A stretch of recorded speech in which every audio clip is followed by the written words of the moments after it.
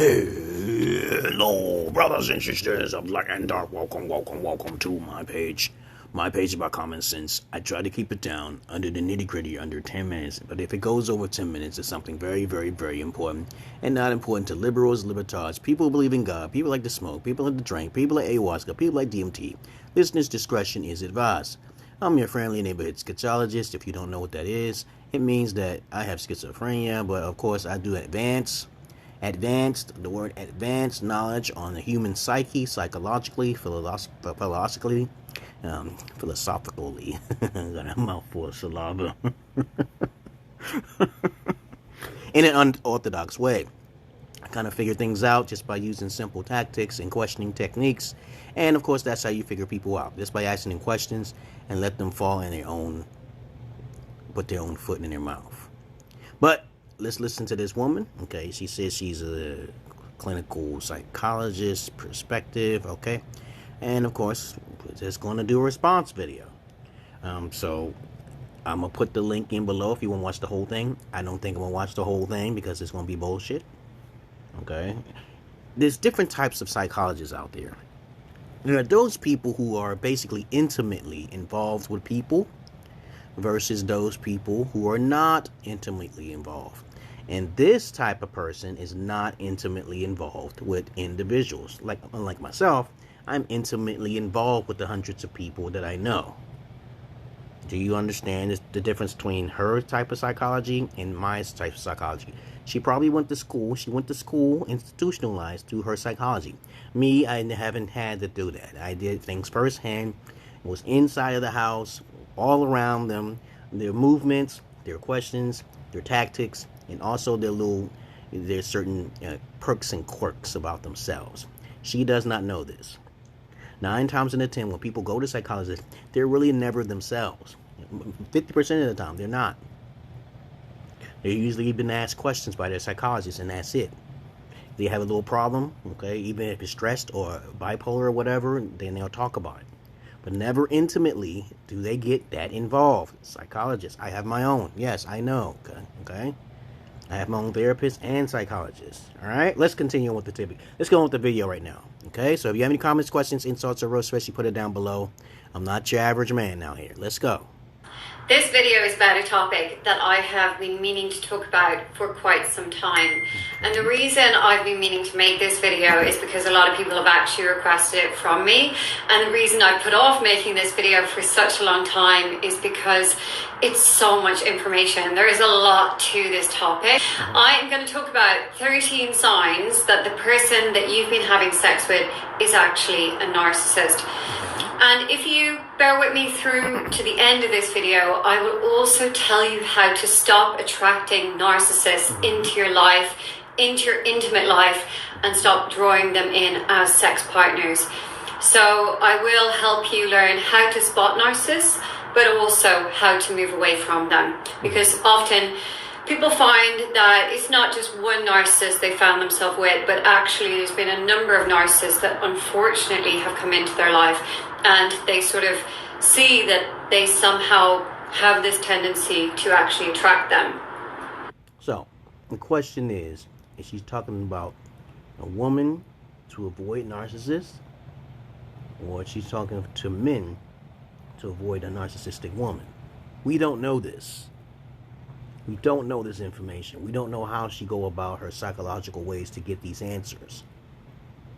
Alright, she may be a clinical psychologist when people go to her for therapy, but a psychologist usually prescribes medications. Alright, keep that in mind. A psychologist usually prescribes medications. A therapist, however, is those who actually dwell in the psyche of a person. Okay, a psychologist, as I said before, you can look it up yourself, prescribes medications. He's actually above a therapist, okay? But he's usually going to prescribe some sort of medication, because that's what my perspective is, and that's what it says on the internet. That's what my psychologist does. He talks to me very little, and he prescribes medications for me, okay? But I have a therapist and a psychologist. Remember, she says she's a psychologist. All right, let's continue. So first of all, who are narcissists and how do we identify them? So narcissists are usually people who can be quite charismatic and they tend to sort of stand out in a crowd, or they like to try and stand out in a crowd. They can be mistaken for people who are quite confident because they will have the mannerisms and behaviors of someone that maybe sees themselves as quite confident. This is because they tend to see themselves as being quite special, and they really need other people to see them as being quite special. So these are not the wallflowers, these are not people who are quite introverted who want to actually drift in. These are people... I'm just trying to say, usually attractive people are more narcissistic, okay? Those people who are not very attractive are not narcissistic. To keep it short, you know?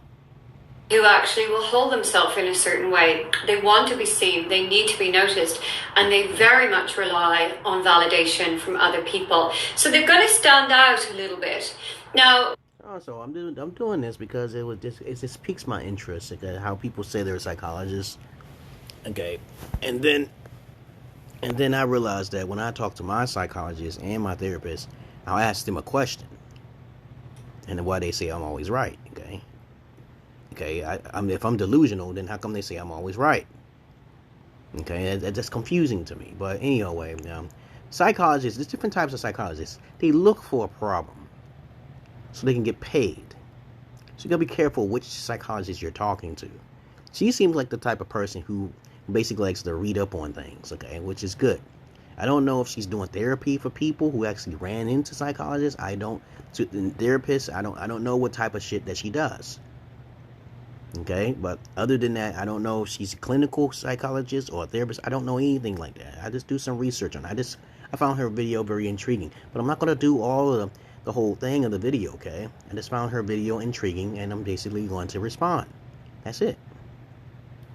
some narcissists are a bit more covert. And they will often come across as very friendly, very likable people. And even when you're trying not to go for a narcissist because you've learned all of the kind of, arrogant tells that some of the more obvious narcissists might have, you might still end up being drawn to more covert narcissists. Yeah, these are people who come across as Mr. Nice Guy or Mrs. Nice Lady. Actually... So now I understand her perspective here. She's focused on... She assumes that men are more narcissistic. With the way she's talking, with her tone, she sounds like men are more likely to be narcissists. And that's not true. But let's continue on. This is her tone of voice. She just said nice guy syndrome. She already starting with men. When you hear a woman talking about when she gets real loud and she gets real excited, think she's talking about she's been talking to women about how they get hurt. But that's the wrong side of the fence that she should be on. Because women lie, okay? But anyway, I digress. Let's continue. Not really that kind when you really get to know them. So without further ado, I'm going to go through the 13 signs to find out whether the person you've been having sex with is actually a narcissist. Number one, the way that they see sex is confusing. Yeah. For the emotionally available persons. Yeah, competing usually that's maybe for a female. It's for a female, man. It's the competing thing is on the female side. Men don't need a lot of fucking creativity when it comes to sex. Let's continue, okay? Sex is about intimacy. It's about letting someone in, letting them get close to them, and being able to be vulnerable with another person. Okay. For the narcissist, it's about conquering someone. It's about gaining power over that person and getting that person to idolize them and see them in a certain light.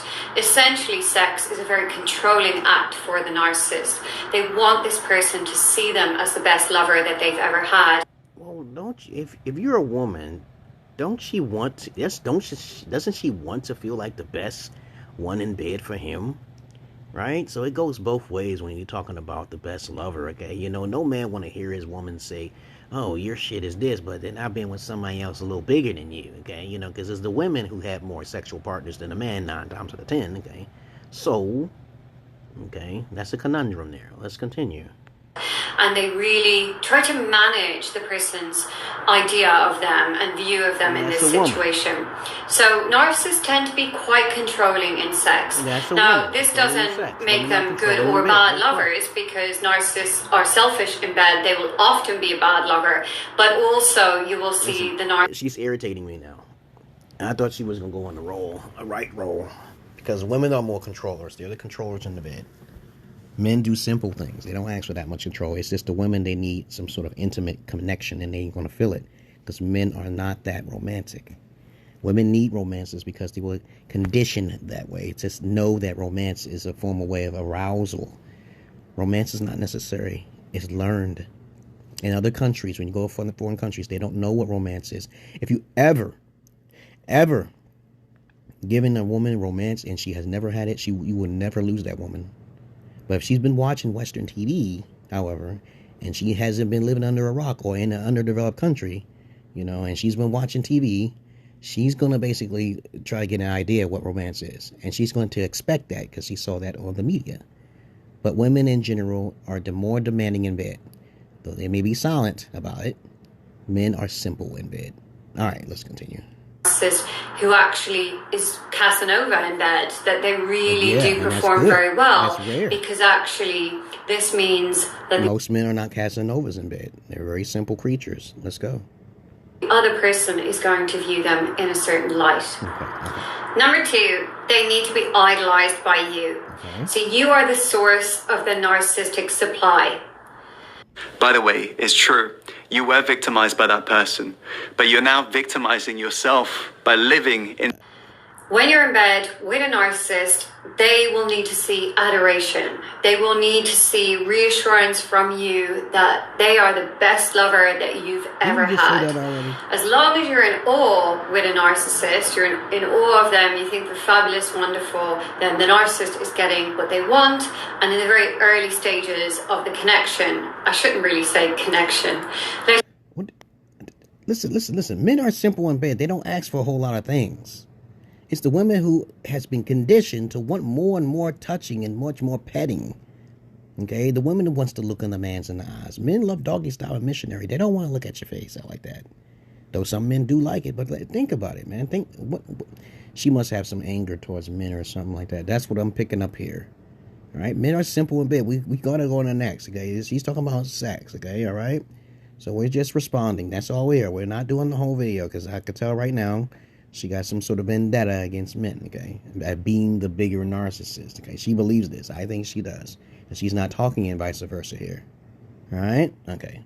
To say scenario with the narcissist that actually, as long as you're mirroring them and how they want to be seen, they're going to be quite happy. However, with time, that is going to get boring. So it only works in the early stages. But as long as they think that you see them as the best lover that you have ever had, then the narcissist is going to be happy in the short term. So they will be working pretty... Just because they want you to feel good or the best doesn't make them narcissists, okay? All right? Okay, we got that right. Hard in the early stages to manage the view that you have of them and control this view, so their actions in the early stages of the encounter will be very much about trying to get you to mirror them in the way that they want to be seen by you. Okay. Number three, they're right and you're wrong. So this is really difficult and emotionally draining for anyone who gets into an argument with a narcissist. Now, if you're a follower type of person and you see the narcissist as kind of superior to you and you kind of agree with them all of the time, then that's going to work fairly well for the narcissist. But once you start having an opinion and you start voicing that opinion, the narcissist is going to start putting you down and implying that they're absolutely right and you are absolutely wrong. Well, it depends on the situation and the subject, because if an opinion is very liberal and that person who has more research on the topic to help you to develop your skills of emotional instability, which is mostly on the woman's side, then you must listen. If a female feels selfish and she doesn't want to hear, that can prove that she is a narcissist. Because women usually do not like to listen. And that is a fact. So let's continue. And this is really confusing because it kind of leads to gaslighting, because this can happen in conversations where maybe no one is right and no one is wrong. It's just a difference of opinions. Now, if you have an empath, anyone who's got high levels of empathy, or like relatively even dose of empathy, they care about other people's point of view, so they don't necessarily see themselves as right or wrong. Yeah, but there's different types of empaths too, because I'm an empath, and usually when I sense that someone is on the wrong path, I try to give them a little bit of advice. I don't force it on them, especially if I'm not in a relationship with them. When I'm in a relationship, I usually give them some advice as well, but then I shut off when they shut me off. You see how that's how it works, okay? An empath gives you a chance to change. They don't force anything or threaten you in any kind of way. But when a person's upfront and an empath, you got to heed their words carefully. Tread carefully, my friends. It's not a threat. It's not a force. It's that you're abusing them. The narcissist will abuse the person who is more passive and more intelligent. Let's continue. They know what they believe in and they put those ideas forward, but they're also very interested in the ideas of another person. And then you have a nice two-way conversation, and sometimes... Two-way conversations don't usually exist between man and woman. It really doesn't. Either one person is too emotional and sensitive, and one person is too smart, okay, and much more logical. So there's a big line there. There's a big gap. Especially when a person has no emotional intelligence, which most women don't really have. I said most. So if some woman is listening to me, please come to me. I'll help you with your emotional intelligence. I know. Let's continue. You can just debate some interesting topics and it never gets heated. Hey, one more, baby. With the narcissist, she got some a lot of emotions are going to get triggered because of the way that the narcissist is responding to you, which is basically giving you the message that they are absolutely right and you are 100% wrong, regardless of what the topic is. And now, if some motherfucking man tell you you are absolutely wrong and not give you no kind of elaboration, okay, or some sort of correlation to why you're wrong, then that's an idiot. She may be talking about that guy, but that's rare. Even 8, 9s, and 10s don't think that way. They just want to fuck. They just want to fuck, dog. You hear me, women? They just want to fuck. Let's say, for instance, you got a narcissist, okay? And you know goddamn well you have some sort of power over him, especially with your pussy, okay? You know, and you do something that he likes the most. It will shut down his narcissism. Men are very weak creatures when it comes to sexual gratification. You must, I keep teaching women all the time, you must be excellent in bed, and you must be trying and willing to learn and evolve your sexual energy, and then, or you'll be just another cracker in the bed. You don't want to be another cracker in the bed. If that man is trying to teach you something, that's an even better man, because he's trying to teach you something. But trust me on this, most women are not that good in bed. And then if he cheats, guess whose fault that is? Both of yours. Actually, it starts off with you, because you're the one who laid with him in the first place. I've never been called terrible in bed. Sorry. Let's continue. You know, sometimes I think the hardest time is when no one is right and no one is wrong, and nothing can be proven. But the thing here is that they're going to give you the message that your point of view, your beliefs, your opinions don't actually matter when it comes to a topic where they care about. So the narcissist is going to want to be perceived as right in certain topics. There might be a few things at the start that they let go, but when it actually comes down to things that matter to them, they are going to make you absolutely feel like your opinion does not matter at all. So when we're talking about sex, perhaps you might state your sexual preference, or you might state something about your sex lives. And that's a great thing, you know, if you actually tell a man what you like to be done to your body, which women don't really do. But men are simple creatures, okay? They go for the pussy, the poonie, and the backside, and sometimes they go for the neck. Some eat booty, and I'll fuck you up if you eating booty. You ain't telling me. But don't talk around me and you.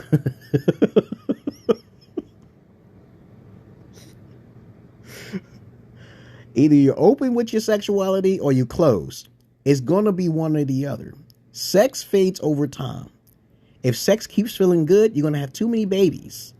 Okay, I know couples out there who are 70s and their 50s and shit, and I asked them the secret. I said, good communication and sex. That's it. There's only two things. Sex is bad, you're going to lose a little bit of communication. Because men are simple. Everything revolves around the simplicity of a man, right? And that doesn't make him a narcissist. But let's continue. Whatever you bring up, they One are more. going to really believe that they are right and you are wrong. And you're going to go around in circles talking about these topics. And you're never going to reach resolution because the narcissist does not. Well, basically, if you're a woman, a true woman, you are always submissive, subservient to that man, regardless, because you chose him from the beginning. And this is very important to learn about a man thoroughly before you start laying up with him. To me, I think it takes a couple months to a year, okay, to figure someone out. Okay, that's what I do with every female. Every female I talk to, especially me traveling in other countries, to understand if they're a virgin or not, what happens to them if they're not a virgin, where's their family members at, what are you doing on the side, and how I got to inspect the pussy because I am an inspector, correct? Okay, a gynecologist type of guy. I don't like liars, okay? I don't do lying. I don't like it and I hate it. But 9 times out of 10, if the woman is not willing to learn from that man, there's a problem with her. Capiche? Okay, all right. Want resolution. They want to be in control of everything, including conversations. Well, his intentions of man to be in control. So there's no such thing as a man who's narcissist who's in control. So if the man wants 100%, you got to give him 100%. Is he worth the 100%? You might get tired of it, okay? She might just get tired of it. My wife of fucking 10 years, okay, I was with Ethiopia. She got tired. She said to me I was controlling, but she would never meet another man like me. And I don't mind because I gave her the freedom. I gave her the freedom to choose. Me, I shut down. When a woman's not giving me one-on-one, I shut down. I withhold sex. I'm the type of guy that withhold great sex. Isn't that rare and weird? Yeah, I'm a sapiosexual. If a woman can't stimulate me physically, mentally, or spiritually, there is something amiss. And I thought I had that with her. But she lied. So I had to shut off. That doesn't make me narcissist. I'm being abused. You understand? But that's another subject for another day. But let's go on one more. They need to be seen as being right. Number 4, they believe that they know you better than you know yourself. So what you might find in conversations with narcissists is that they start telling you what you think, what you feel, what you believe, and what's actually right about things in your life. So how about this? Psychologists do this shit. So I don't know what she's talking about. It's confusing. If a person actually understands psychology very clear, and then when I go to someone, I said that, why do you smoke? You ask questions to learn, right? Why do you smoke? And you have a pathology with your system of psychological questions, then you shouldn't be making no second guesses, okay? Because if a person just start telling you about how your life and why you felt like that, that's an idiot. And men don't have time for that. Men don't do that. Now, I know there's probably be some men out there who do that. They'll go to a female and say, you are like this because you are smoking like this because... And they'll make hypothetical guesses. But I don't do hypothetical guesses, babies. You should never make hypothetical guesses about anybody. You must be able to personally talk to them and ask them questions. Now, I don't know how often she questions women or the men that she's claiming to say that she knows, okay? But asking questions solves a lot of problems, right? Don't you agree, okay? I'm not your average man. I'm not your Peter Pan. And 9 times out of 10, if you ask questions, you'll start finding some dark shit. There's some questions, once you lead to that final point, there's a little cliff there, right? Okay, there's a little cliff, and I'm like, okay, this person, yep, something must have happened dramatic. Something ultra dramatic must have happened to that person. But you gotta be careful how many questions you ask, because you'll be like, oh, and you gotta stop asking questions because you're not stupid, right? If 1 + 1 equals a fucking plus sign, and plus sign is equal to an 11, then so by B equals, you may not want to go that far. Some people, when you start getting deeper into their own subconsciousness, like fucking Xavier, that could be a problem, okay? So don't ask too many questions. There's a time to stop, okay? Because you start knowing their inner demons, you want to call it, okay? But let's continue. So an example of this is a client that I was working with, and she had a telephone call with someone that she'd met on a dating app. So it was like the first or second phone call. She didn't know them. And she just said something about her preferences. I think it was that she didn't want to disclose too much about a previous relationship too soon until she got to know the man a little bit more. And she just said, you know, I will tell you a little bit more about my past relationship with time, but it's still early days and it was quite a complex situation. If you don't mind, I want to just see if we're going to get to know each other first before I reveal all. Okay. And then the narcissist said to her, you're afraid of intimacy. I can see this a mile away. I know what the problem is here. We're never going to work out because you're never going to let me in.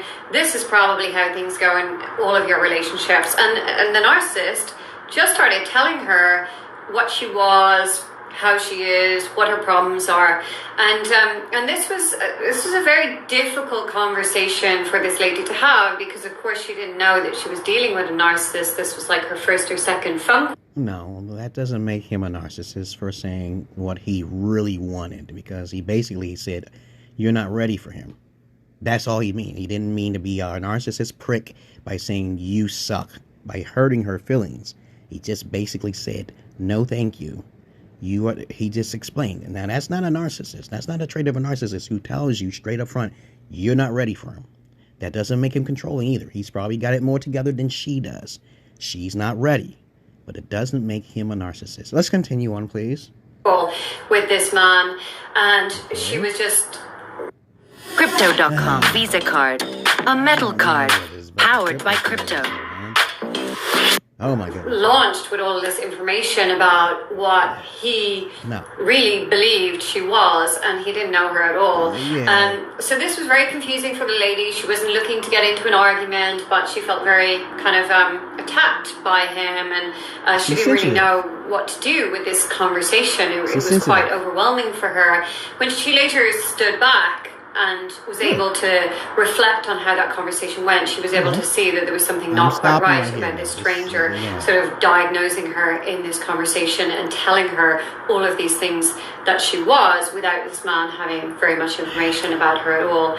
So the narcissist will often try to tell you what you are, what you think, what you believe, things that you don't see about yourself. So they become the expert in you. And this is their way of trying to control you. So they will often be very condescending, belittling, or putting you down, essentially, in a very... Yeah, the key word is putting you down. If a narcissist says some shit and you're afraid and all this other stuff, you're going to have to be careful with that, because you're going to receive a lot of criticism and ridicule if you do not pretty much are ready for him. Okay? So the flaw will most likely lie with you because you're not ready. He's just aggressive. Doesn't make him a narcissist. As I said before, I repeat to you what a narcissist is. A bad narcissist, okay, so there's different versions of narcissism, is someone who belittles you and is not empathetic to your emotions at all. They do not care, okay? But in her situations, he's just being critical, okay? But if he's just constantly badgering her in all these different sectors, okay, of problems, then of course, and he's badgering her, he's hurting her feelings, he's not being sympathetic. That's a narcissist, yeah. Yeah, if he's hurting her feelings, he's hurting her feelings. But if he's saying, I'm sorry, if he says anything like, I'm sorry, but I don't think we're compatible, okay? I'm sorry, I don't think, yada, yada, yada, yada, yada, yada, yada. He says all these bad things. Not really bad things, but just things that she's not evolved in. Then she may need some work, okay? And 9 times out of 10, most women do need work when it comes down to emotional intelligence. Repeat after me. Emotional intelligence. Okay. That's all. Let's see what the next one is going to be. A covert way by pretending to be the expert about how you think and feel and what's going to happen in your life and what you should do and what you shouldn't do. Basically acting like you don't really know yourself very well, and you need their help and their guidance, and without them, you are nothing. And this is actually that's what psychologists do. Psychologists guide a person and give them mandatory antidotes like medications to see if they're going to be controlled by their issues psychologically, right? So how could you why would you not take a holistic approach? Why would you not talk to a person and say, okay, this is a better way instead of medication? See? The conundrum is clear. The only way is medication. Alright? That sounds kind of one-sided. Okay? But, let's continue. Of gaslighting, and of course when people are quite vulnerable and don't know themselves very well, they might latch on to a character who's sort of helpfully guiding them, because usually the narcissist is not going to be saying these words with an angry tone. They're going to come across calm and helpful and just like a confident individual. I can tell you right now, if the person is passive, she will still call that man a narcissist. This is the type of female that will still call a man a narcissist if he's passive. They'll say he's passive narcissist or some shit, right? But there is such thing, though. Don't get me wrong. But a narcissist, a bad narcissist, so you might as well put all those things together. A passive bad narcissist. You have to put bad or good. Okay, because if you insult someone, you obviously are a bad narcissist. But if you're not hurting someone and you're being constructive, you're not a bad a narcissist, okay? There is good and there is bad narcissists. Okay, so I know you may look up the definition, you may see a person's full of himself, but that doesn't make a person bad, babies. Let's continue. He's just trying to guide them in the right way. So it's quite hard for people to actually see that what's happening in these situations is gaslighting. Of course, in some of these situations, the narcissist can have an angry tone. A gaslighting is usually telling a person that they're super beautiful, but then deep down inside, they're not super beautiful to them, okay? That is a form of fake narcissism. You should never do that, okay? Never gaslight someone's head. Don't do that. But the problem is that if you're very honest, she's the type who will call you a narcissist. And being very upfront and blunt to her, you automatically are a narcissist. Okay, and if you're being passive about it and you just gaslight their head up, you're still a narcissist with this type of female, right? So whether you have nowhere to win. And if you're a passive narcissist, you're still a narcissist. You ain't saying shit. You shut the fuck down and you are being a narcissist. She's the type of female I tell you now, will think you're a bad narcissist in all different aspects, passive, aggressive, and passive aggressively. She will say you're a narcissist. That's what my deduction is. Let's continue. And it can come across a lot more abusive. But the confusing thing for a lot of people is that often this communication is very covert. The abuse in these situations is very covert abuse, and that's why these situations often go on for a long time before people recognize what's really happening in the situation. Number 5, they won't want to communicate about sex. That's a woman. That's a woman. And I'm going to keep it. I'm going to keep it real. I'm going to shorten it. I'm not doing the whole goddamn video on this bullshit. But I think she's okay with her little criteria area what she's doing it in. A lot of white women be paying her. But other than that, that's all I want to say about this video. It's an okay video. And if you want to listen to someone like that, you can. But this woman hasn't been dealing against men. I'm going to tell you. She doesn't speak well of any man at all. Keep a notice. You got to have a deduction. She's not saying anything bad about women in this video. Hello. That means she's talking to a lot of women, predominantly white women. So, okay, all right. I'm out of here, guys, because I'm not your average man. I'm not your Peter Pan. I do not monetize my videos. My business is in my Patreon. My business is in my Facebook, motherfuckers. And dudettes, okay? So please, you know how to contact me. Peace.